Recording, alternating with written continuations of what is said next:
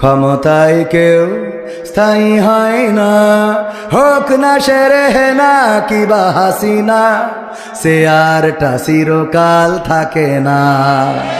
ক্ষমতায় কেউ স্থায়ী হয় না, মুজিবুর বেশি দিন থাকেনি, জিয়াউর কেউ তো রাখেনি। মুজিবুর বেশি দিন থাকেনি, জিয়াউর কেউ তো রাখেনি। এরশাদ চলে গেছে পৃথিবী ছেড়ে, এরশাদ চলে গেছে পৃথিবী ছেড়ে, কেউ আজ তার কথা কয় না। ঠিক না বেঠে?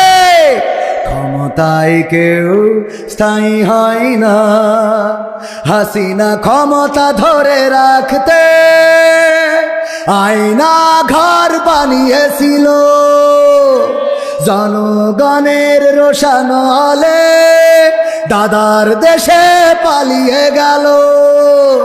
হাসিনা ক্ষমতা ধরে রাখতে আয়না ঘর বানিয়েছিল, জনগণের রোশন আলে দাদার দেশে পালিয়ে গেল।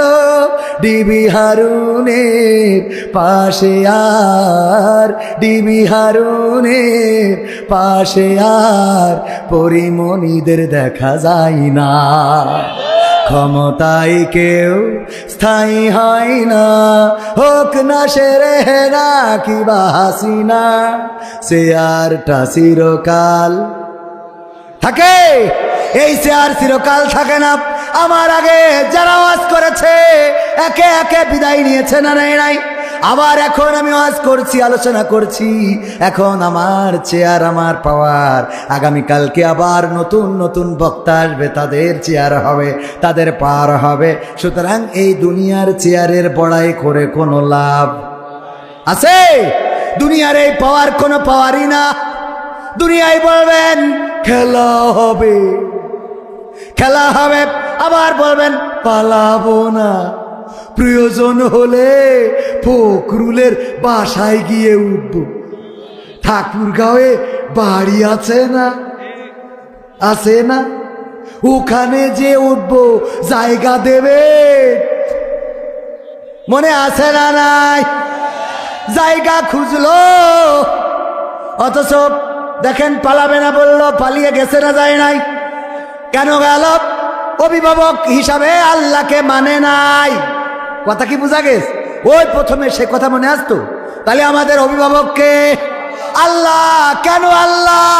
আমাদের যদি পুলিশে ধরে আমরা মনে করি জেলখানায়ও আল্লাহ আছে, আমাদের ফাঁসির কাজটা নিলে সেখানেও আল্লাহ আছে, আমাদের থানায় রাখলে সেখানেও আল্লাহ আছে, আমাদের জেলখানায় রাখলে সেখানেও আল্লাহ আছে, আমাদের যদি কাশিমপুর কারাগারে রাখে সেখানেও আল্লাহ আছে না নাই? কিন্তু আমার সাবেক প্রধানমন্ত্রী শেখ হাসিনা চিন্তা করলেন, আহারে যদি এই বাংলাদেশে ক্ষমতা চলে যায় তাইলে আমার দাদা তো বাংলাদেশে না। ঠিক না ঠিক? তাইলে তাদের অভিভাবক কিডা? হ্যাঁ কিডা? কিডা জোরে বলেন, কিডা? দাদা।